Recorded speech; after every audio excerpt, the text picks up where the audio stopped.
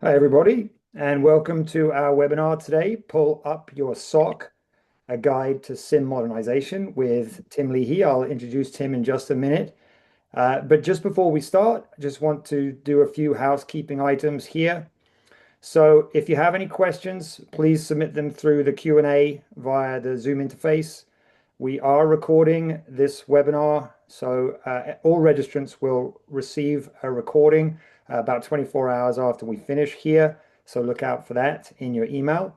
And we're going to be talking about Strike 48 today. So if you would like to schedule a demo, please go ahead and you can do that right from the Strike 48 website. All right, it's now my great pleasure to hand over to Tim. Tim, take it away. All right, thank you very much. Appreciate that. And it's great to talk to you guys again. All right, so our agenda today is to kind of talk through the process of modernizing your SIM or jumping to a sort of SIM 2.0 architecture that kind of rethinks the way we view not only the SIM, but how the whole security ecosystem with the goal of embracing AI capabilities and ultimately delivering a better or less expensive service. So I'm going to review some of the key problems, structural problems, frankly, with traditional SIM. I'll talk about what we are proposing and kind of what we're seeing in the industry in terms of architectural shift. I was speaking with a Gartner analyst just yesterday about their splitting of the SIM Magic Quadrant. So what we're talking about here is something that's going to become codified in Gartner's publications here in the near term. So definitely something that's gaining some traction. And then, we're going to try to sort of partner with you guys, or at least give you a map on how we think you can migrate, you can explore these new options, see how they work for you. It's definitely not a one size fits all. You may be one of these people who's like really got the current system humming. You're happy with it, and hats off to you. But there are other options here, and we'll give you a guide to explore them, and then talk about building the internal case because talking about replacing a SIM or re-architecting the security is often like talking about re-architecting social security. It's like the third rail of politics. It's like the third rail of security. Uh, so anyway, we'll talk through how best to negotiate that conversation.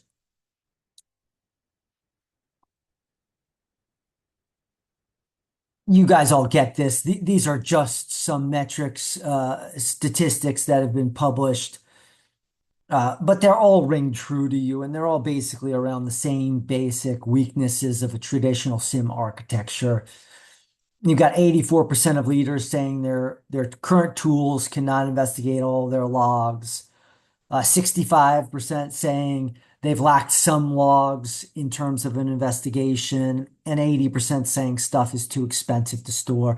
They're all really one issue, which is that the traditional SIM approach, really vanguarded by Splunk more than anybody else, but it's really the market standard at this point, is really to charge a pretty penny per log ingested. And so you have to make the hard choices about what you're going to ingest and what you're not going to ingest, and how you're going to entreat what you ingest, and how long you're going to keep it there, and all this kind of stuff.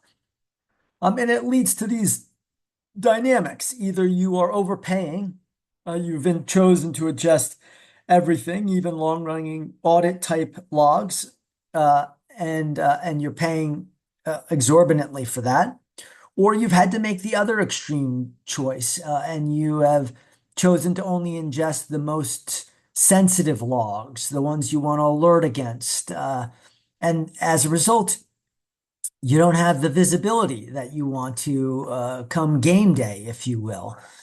Um, but it's all effectively one issue. Um, this is it stated again, effectively. Uh, you end up overpaying for your SIM if you choose to ingest aggressively to obtain that visibility. Um, Most people's investigations really stop at the edge of the SIM, so they've embraced that technology, not just for alerting, but for comprehensive investigation, which ends up being a real Achilles heel of this whole architecture. Because if you're going to run investigations out of the SIM, which some of them are quite well set up for, to be totally honest, but if you're going to do that, you really need the visibility to do it effectively. Uh, But if you've got all the visibility to do it effectively, then you're paying way too much. So it just creates an unhealthy dynamic, one in which you're making decisions you don't want to have to make and it comes at the expense of either money or visibility.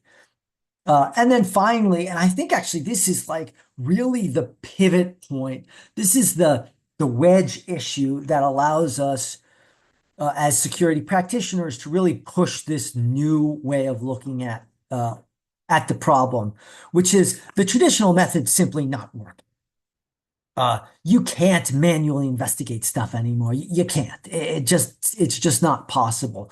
Uh, Attackers at this point are moving at agentic speeds. You have to move at agentic speeds. The time between publishing of new CVE and exploitation is compressed so dramatically in an AI world that you just can't sort of sit around and wait for somebody, your threat feed, if you will, to notify you or whatever your service to update their signatures. It just doesn't fly anymore. And everybody knows this. Like I joke with people that 3 years ago, the big issue in the SIM space was UEBA and the power that that brought us in terms of modeling and trying to predict anomalies in the system. And in the security space, we were all hot and bothered about it. But no board member or CEO ever came to their CISO and said, "What's our UEBA strategy?" Like, I don't think those words were ever spoken, right? But what is our AI strategy comes from the board level to the CEO and definitely trickles down. And the fact that we do need to move to an agentic-based solution gives us the ability not only to say, hey, listen, we have to move this way. It's the reality of the world. It provides so many advantages, but it also unlocks these bigger conversations about this storage dynamic that we've been suffering through with the traditional SIM.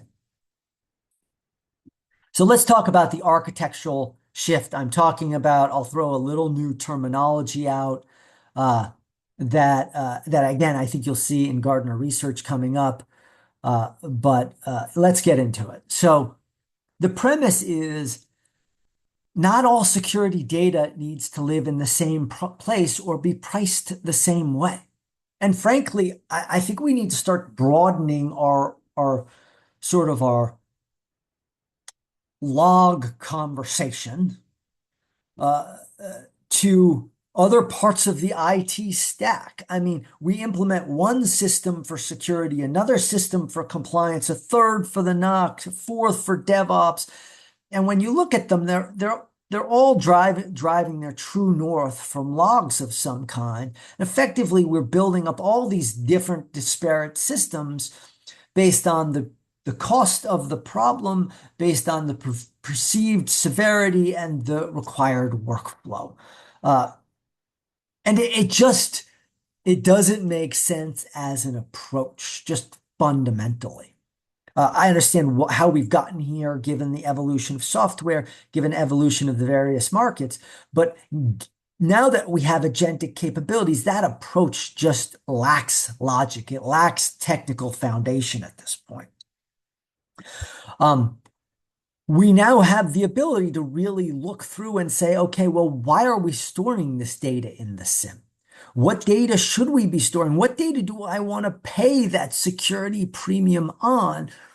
And is there something I could do with the other data to enable me to access it and include it as part of my investigation anyway?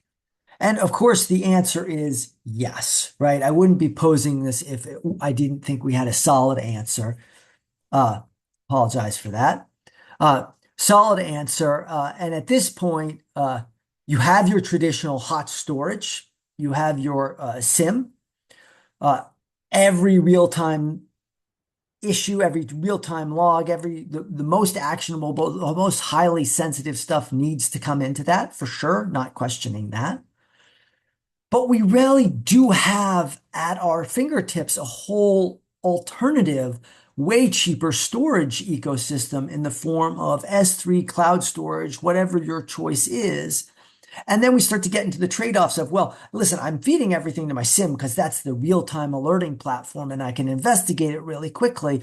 And then I only sort of offload to the archival storages or the inert storage or the less dynamic storages, um, things when I'm done with my SIEM, right? When the logs are no longer relevant to investigations.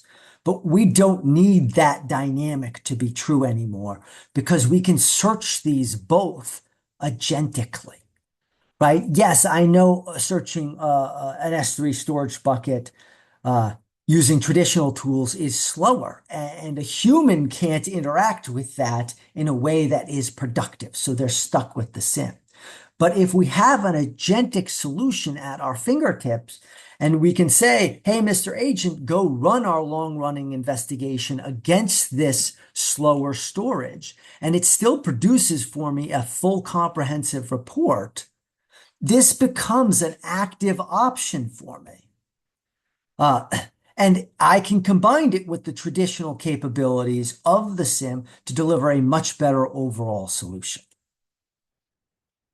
This is ultimately what is being proposed here. I apologize, guys. My Teams is blowing up. Uh, this is the architecture we're talking about here with Strike 48.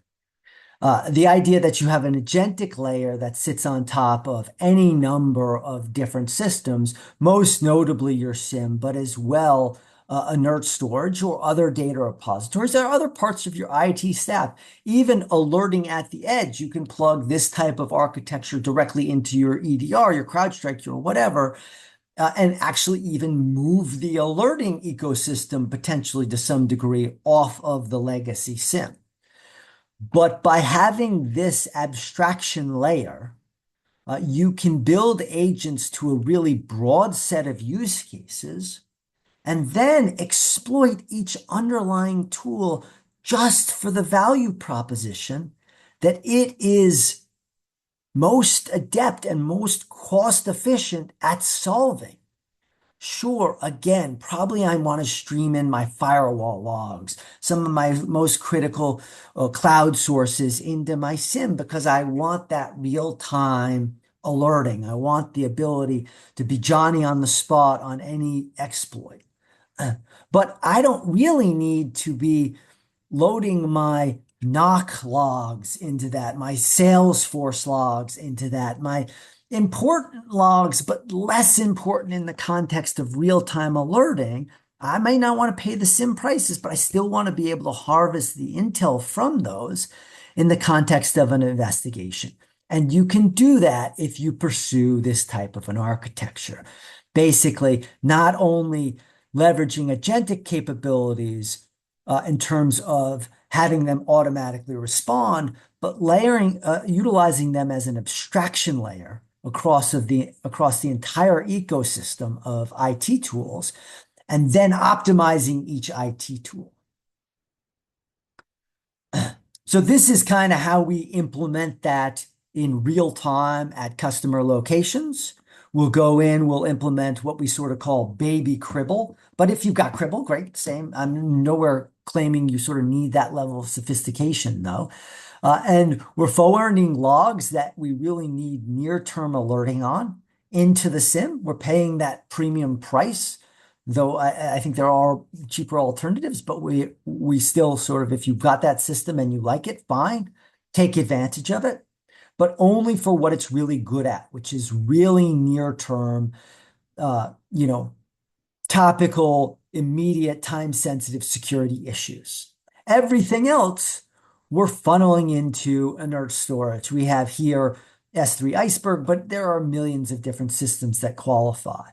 And then in our agentic layer here, if you will, we're agentically responding in real time to these alerts. But we're also agentically investigating, conducting longer running investigations across both data sources. So if you're asked by your, senior executives, hey, you know, are we being smart about what we're alerting on and how is that costing us relative to our visibility in the context of an active incident? You can say, hey, listen, we're making the smart choices on what we're willing to pay SIEM prices for, but also we're not losing visibility because everything else we're streaming into a system that is equally as accessible by the agentic abstraction layer. So I do want to make a point. I have this slide in uh, because I want to differentiate between what I'm saying here and what you're going to hear from your incumbent vendors.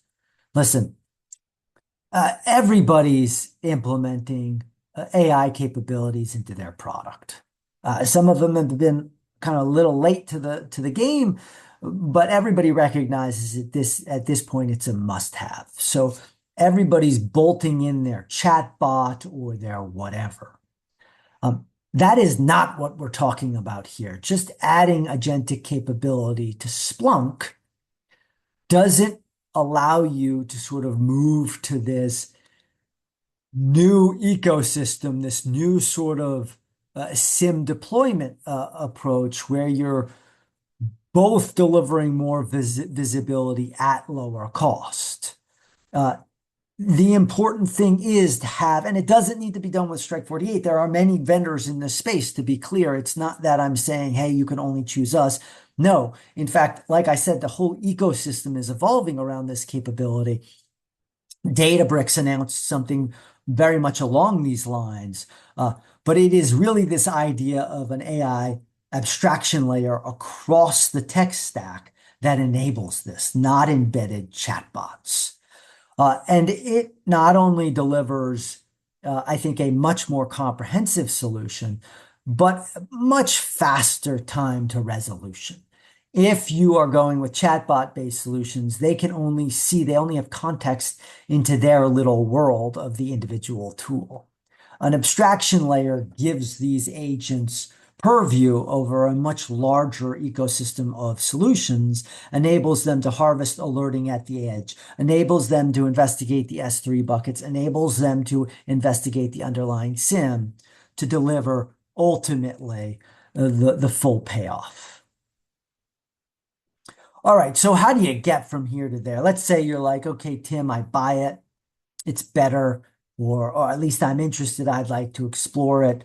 How do we migrate? Because again, nobody wants to rip and replace a SIEM. It's too much work. Uh, it often ends up in a very frustrating, 2 to 3 years. So the beauty of the overlay approach is it is just that. It is an overlay. And we sort of highlighted 5 phases here that we think the process kind of divides into. But the first is connect. And this is where we really connect and assess is where we really differentiate this approach from a traditional rip and replace type proposition, which nobody's going to sign on to anymore. The overlay can do just that, overlay. It can overlay your existing ecosystem. These agents can be utilized to both assess the health of your current dynamic, find out if there are noisy alerts, minimize those, find out if there are alert gaps. All that can be done automatically. That leads fundamentally to assess. So you can connect, you can get started on your current ecosystem. You can assess and you can say, hey, listen, if I leverage this, can I do more? Ultimately, sort of growing the approach, optimizing, and ultimately evolving. But let's go through each of those. So the key thing here is connect, see more, and break nothing. Like I honestly think the whole message of the story is delivered right here. See more, break nothing, right? a well implemented AI agentic abstraction layer uh, sits on top. It doesn't disrupt. It is purely additive, and it allows you to take advantage of its capabilities without suffering any of the risk of signing things off to agents that you don't want to, of disrupting your current workflow, of disrupting your current process. So deploy it on top, hook it into your SIEM, hook it into your inert storage, and just run it. Get comfortable with it relative to your current system and see the benefits and the drawbacks. Again, I tell everybody, even when I'm demoing our own solution, that it's not a silver bullet. There is no silver bullet, right? There's just evolutions. And the beauty of this is it allows you to evolve quite rapidly without much risk. Assess and classify. We understand sort of if we're in this together, we're in this with you, we're trying to, if you will, move an initiative in a larger business with you, right? We really need to build the business case. We can do this with this solution far faster than we ever could with any competing technology. And the reason is that initial point I made early on, which is that the agentic capabilities have board level visibility, and we can leverage that. We can leverage that as our wedge point. And then, given that we just spent all this time sort of connecting and integrating it into our system and showing the value, we can now actually harvest the data necessary to build the business case. And be specific if you want to go towards this type of solution, like ground it in real data.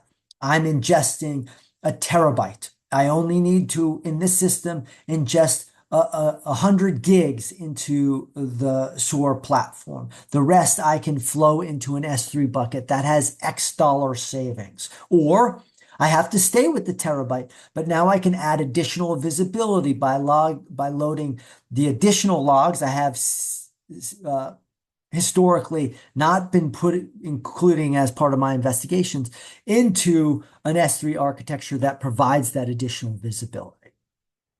And honestly, again, given the dynamic, given the world we're in right now, where there is so much push to agenticize, um, this this lands better than I've ever seen it land in the past. I spent my life selling forensic software, a decade ago, and building the business case for forensic software was really laborious, right? It took a lot of buy-in on the part of the executives. At this point, given the push to agenticize everything, I actually think you're going to find your CEO, your CIO as active participants, eager participants in this transformation because they want to hold up to their board that they have embraced agentic technologies and that they are taking fully advantage of them. And that is literally the experience we have seen. We have gotten involved at the director level in organizations in the SOC and ultimately found ourselves building presentations not only for the CISO, but for the CIO and CEO to bring forth as the company's agentic strategy. Tier and shift. Ultimately, this is effectively figuring out, if you will, how best to embrace this new solution more holistically. Like if previously we were building business cases, we were kind of sort of demoing, exploring at this point, 4 to 8 weeks in. Then I would say, to be honest, we've seen it stretch even longer than that for some people, for some groups. Some groups are very slow moving. Change process is always a thing, but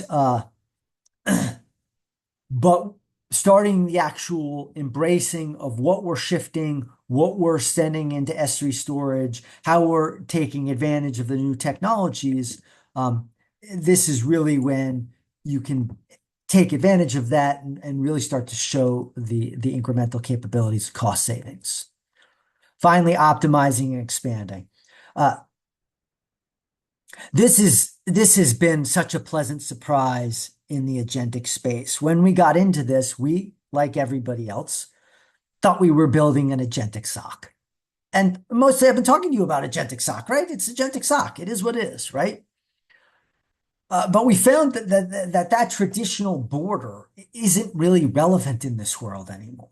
So I am for one of our earliest adopters next week. I'm going to be working with them to implement their agentic knock. Last week, we had delivered agentic fraud triage to a banking customer. Both of these customers started out with agentic SOC. That's all they were trying to accomplish. But when we got in there with these technologies, they were like, well, hey, what else can we do with these logs? Now that we can pull in more logs, are there other business values that we can benefit from?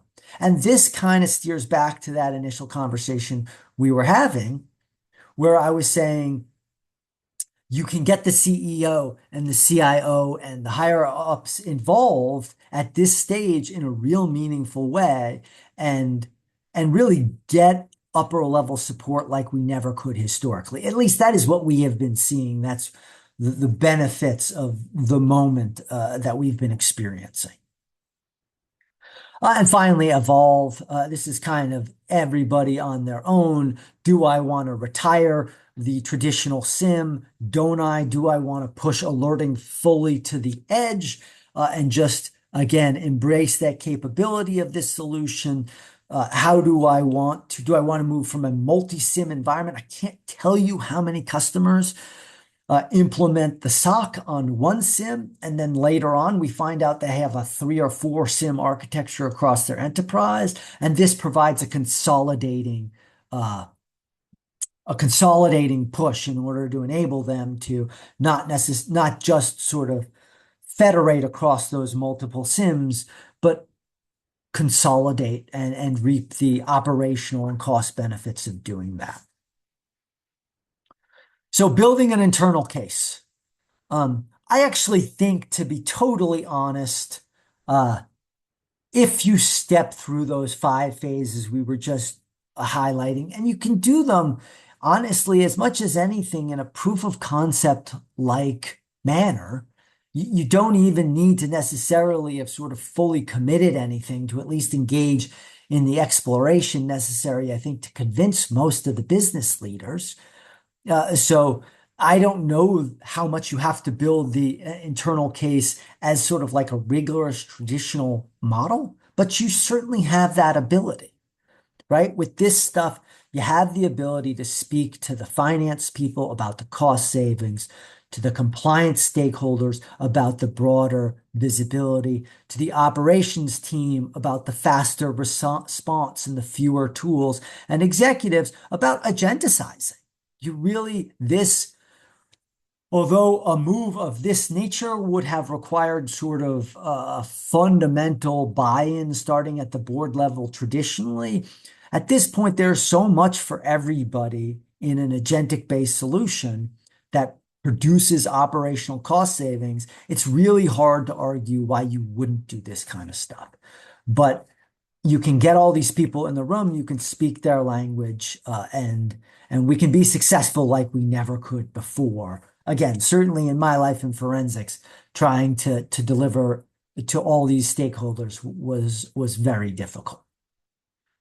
Um, so what do we sort of say is ultimately the legacy versus the tiered approach? And to be clear, I promised you I would talk about sort of the terminology of this ecosystem. The tiered approach is really Gartner is going to come out with, I believe, a security data lake, or split the SIEM market into sort of legacy SIEM, very traditional, versus sort of security data lake plus agentic layer.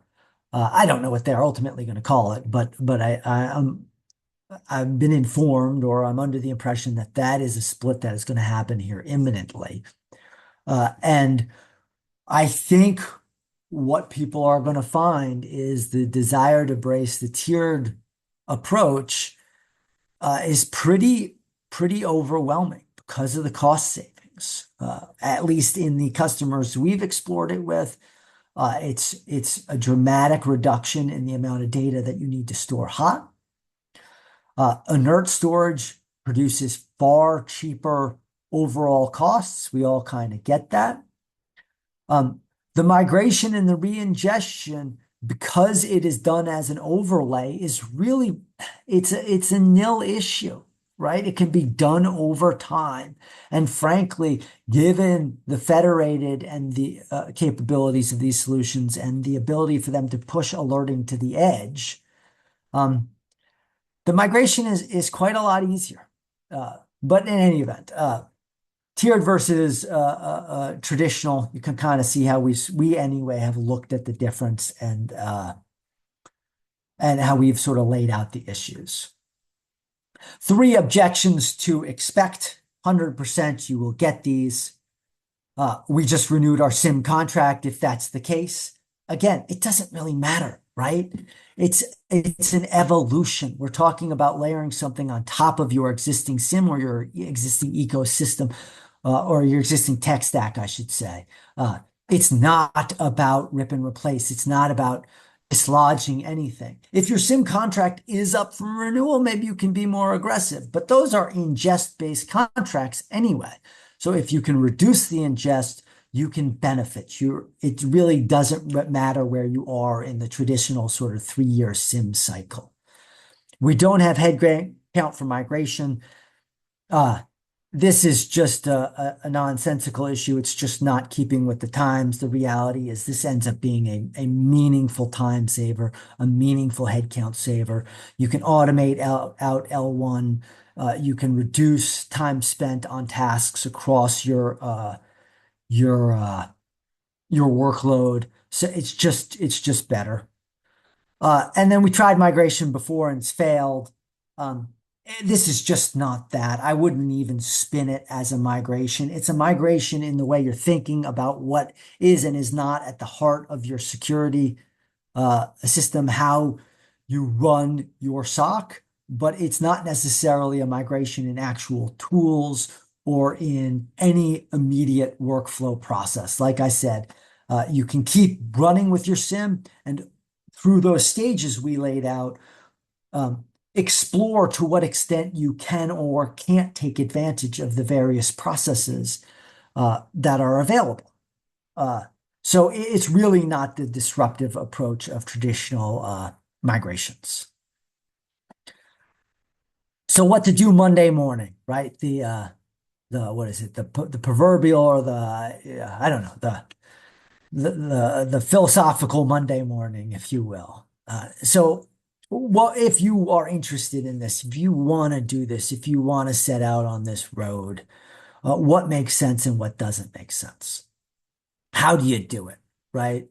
The first thing I would do is, audit your current SIEM. Are you ingesting logs you don't have rules against? Are you ingesting more logs than you think you need to? Are there some logs that you're ingesting for the sake of long-term investigations versus immediate, something that's really generating a real-time security benefit? I think that's probably a great place to start. By the way, we didn't necessarily list this as one of our reasons, but given the agentic push, honestly, just explore what tasks within your environment you think you could agenticize. Where are the L1s? There are L1s all over the IT process. Obviously, I refer to L1s as the traditional sort of SOC security level 1 alert triage role. But you have that in your NOC, you have that in DevOps, you have that in your TOC, you have that all over your org. And saying, hey, actually, I think I can agenticize a good portion of these and upscale these people or reduce costs. That is a super compelling message. I would definitely put that on my Monday morning list. Identify top 3 high volume sources that you could move to inert, and maybe that you're not even yet ingesting them. And maybe it's things that you think you could benefit from having investigative access to, but they've been too expensive to put into the SIEM. I've had many conversations where people will be like, hey, I'd love to put my SAP logs in, or I'd love to put my Salesforce logs in. It's just too expensive. That's a great place to start. Uh, Take readiness assessment in the guide to the I'm dyslexic, so reading is not my strength point. I apologize. But the point here is align your stakeholders, right, for the next budget cycle, whenever that is. I honestly believe, again, given the moment we're in, that you should be able to get a lot of fuel behind this fire very quickly, just by pushing the idea of moving to an agentic-based approach. But but if that's not the case, try to figure out where you are in the cycle and make sure you're aligning everybody in time to benefit from that next cycle. We have a full guide that you can download, strike48.com sim-playbook. I'd ask you to take a look at that. It's been very well received. A lot of people have downloaded it. So it's very well done. I think you'll enjoy the read.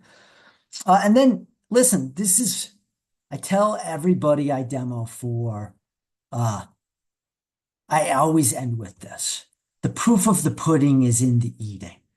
Certainly at Strike 48, we are eager to get you to look at the tool. You will definitely enjoy the experience. But even if you're not going, even like say you're a Databricks environment, you want to play with theirs or whatever, just get into the tool because it is so powerful. It is so transformative in terms of what it can deliver that you're just doing yourself a disservice if you're not setting aside some time to see how these new sort of agentic security data lakes could transform your current operations.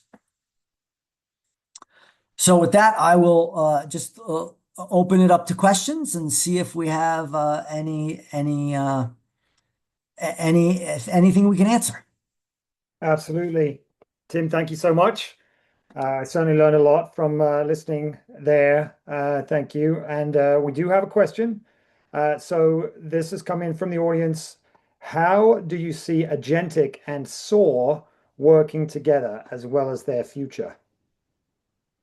Okay, so whoever asked that question, I need to demo for you, right? Because this is such an insightful question. The counterplay between these two is overwhelming. So if you just download your regular standard no code agent builder, Claude, Databricks, whatever, and you start to build agents and you deploy them against IT tasks, you don't end up with a good answer. You don't end up with the precision you want. If instead you're like, hey, I'm going to automate all this in the SOAR, you go into the SOAR, you build your rigid playbook, you don't end up with the flexibility you want. It produces precision, but not flexibility, and it's out of date 5 days after you made it. 5 minutes, frankly. The key is to integrate these two pieces. And frankly, that is what we have built fundamentally into Strike 48. We started out with just the no-code agent builder. We thought we were going to be total studs. You could make your agents off and run, but it didn't deliver the precision our IT users needed. So fundamentally, we've had to integrate these two pieces, do the things that are deterministic in a SOAR-like playbook, insert the agents where you need the flexible logic, and then continue on with deterministic. But dancing between those two is critical. And to the question of what do I see for the future? I mean, I think we're seeing consolidation everywhere. I definitely don't think there is a market long term for static SOAR playbooks. They are critically important, but they can be generated agentically. And I actually think a good system marries those two, right? It fundamentally has capabilities of a SOAR, also of a no-code agent builder, and works together. That anyway has been the secret sauce that we've utilized to deliver both flexibility and agentic sort of determinism. But a very insightful question. Again, I'd love to demo for whoever asked that because I take you through how the systems pair together to deliver a far better outcome than either one can separately. Yeah, absolutely. And we've got another one here, Tim, for you. What is the number one thing a CISO should put in their business case to the board when trying to justify moving from a passive log system to an agentic autonomous system? I mean, okay. Uh, Number one thing, the attack vector is autonomous at this point. The attack vector is AI. A human can't keep up. It does, and I'm not even going to describe traditional systems as passive, right? There are very many good, like out there, really good. You've implemented swim lane really well with Splunk. The whole thing is humming. It's still too slow. It doesn't work. It doesn't keep up with an agentic adversary, right? So there's really no choice. And I've told the CISOs I've interacted with, listen, if you implemented these technologies 3 months ago, you were forward leaning. If you implement them now to the end of the year, you're on target. If you haven't implemented them at the end of the year and you get hit, I honestly think you're going to lose your job because the weight of the moment is so aggressively behind implementing agentic based technologies because everybody recognizes you really need to do that to keep up with the attacks. So two things I'd say: the attack vector is agentic at this point, and then the other thing is, to be totally honest, I don't think you're going to get pushback. I haven't seen a situation where you got pushback. Frankly, more often than not, I am seeing it come from on high, from the CEO level down, saying you guys need to agenticize. Thanks, Tim. And I think we're almost up on time here, so we do have time for just one more question. So this is a question: how is this different from a SIEM plus data lake architecture? So a SIEM plus data lake, first of all, another really good question. And a SIEM plus data lake architecture is basically the stepping stone to this, right? It in a traditional SIEM plus data lake architecture, you are making smart decisions. Let's just think of a Cribble in front of Splunk, right? That's kind of the architecture you're talking about. And Cribble's got solid investigation capabilities.